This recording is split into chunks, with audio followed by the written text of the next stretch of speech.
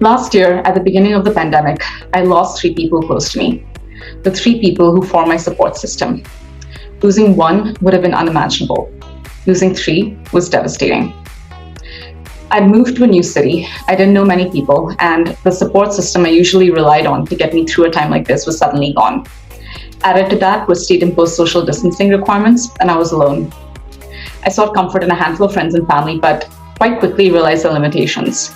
That despite their best intentions, no matter what they said or did, it couldn't magically transport me out of my numbness and paralyzing emptiness. Any relief I felt while in their virtual company was temporary and evaporated as soon as I was back in my world, back to my reality. I knew I had to get through this myself. There was no silver bullet. And I had to put in the work, and the only way out was through. Today, I'd like to share with you how I engineered my happiness after the most devastating period in my life, and how you can too. Happiness is just one end of the spectrum, though. On the other end is depression, but there's also the in-between, where we find ourselves most of the time, what organizational psychologist Adam Grant recently termed languishing. So to understand how to engineer your happiness is to understand how to survive the state of depression if you're ever in it, and how to thrive through languishing. Phase one was coping. In Mumbai, I volunteered at a suicide prevention helpline. For 4 years, I answered calls from people who found themselves in positions where I now found myself. And when I was lost, which for the first half of last year was more often than not, I imagined what a conversation with me, the suicide prevention volunteer, would look like. And it boiled down to two things. One, recovery takes time. I recall once speaking with a person who had lost her mother, the only loved one in her life, and a loss which left her completely alone. In the initial months, she was devastated. She didn't know how to go about living without the support she had known all her life. But as time went on, she got to a better place. She eventually called in less and less often, and eventually she didn't need our support. Tough times don't last. Tough people do. Time heals all wounds. It gets worse before it gets better. There are multiple sayings for the same message. Recovery takes time. If you're in a rut, it's going to suck a lot before it eventually gets better. But if you're able to ride the storm, if you're able to persevere, you are setting yourself up for future success. Martin Seligman, in his book Flourish, quotes a study which found that when people go through adverse events, they display more intense strengths and higher levels of well-being than people who have sailed through life. So what doesn't kill you doesn't just make you stronger, it also makes you happier. Because think about it, if you've been through a terrible life-altering situation, you don't bother about the usual minor stresses in life. You don't sweat the small stuff. Also, studies by Daniel Gilbert, the happiness expert, found that in responding to challenging life events, we do better than we anticipate. We may believe that we'll never love again, that we'll never trust again, or we'll never laugh again, but we do.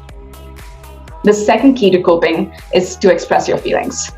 As much as we'd like to, we can't escape our feelings. And this comes from someone who, after watching the 1973 Exorcist movie as a kid, logicked her way into not being afraid. I convinced myself that I wasn't all that good, that I had done some bad things, and that Satan should be pleased with me and should have no reason to want to come after me. I was 11. But as much as I would love to program my emotions, I knew that I had to find an outlet for them.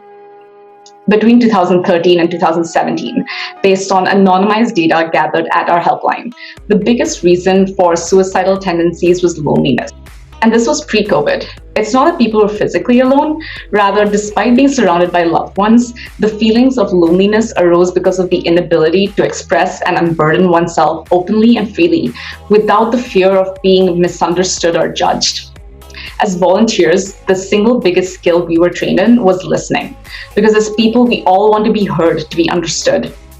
A mind in turmoil is like a washing machine with thoughts tumbling around like clothes.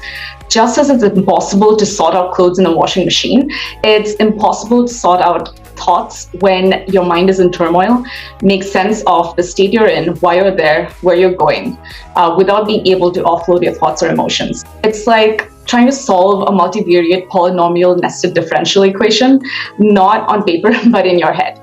It's not hard to imagine how something like that would cause your mind to explode. So if you're unable to confide in friends or family, find another outlet, a therapist, a helpline, or even journaling. As simple as it sounds, journaling is a highly effective tool. It helped me sort through my conflicting emotions of sadness and the guilt of wanting to feel better when I thought I shouldn't. Through journaling, I got an avenue to express myself and be vulnerable without the fear of being judged or misunderstood. Once I got to a place where the day-to-day didn't feel like monumental tasks, but became a part of everyday life, I went about engineering my change. I was no longer in the clutches of depression, but I was just existing. And who wants to just exist? So the problem I solved for was one we all search for: how to find happiness. So I set about my quest the only way I knew how, like an engineer would. Troubleshoot what went wrong, analyze why it happened, correct the behaviors that caused it to happen, and create a feedback loop so that you're constantly optimizing the outcome. Planning has always been second nature to me.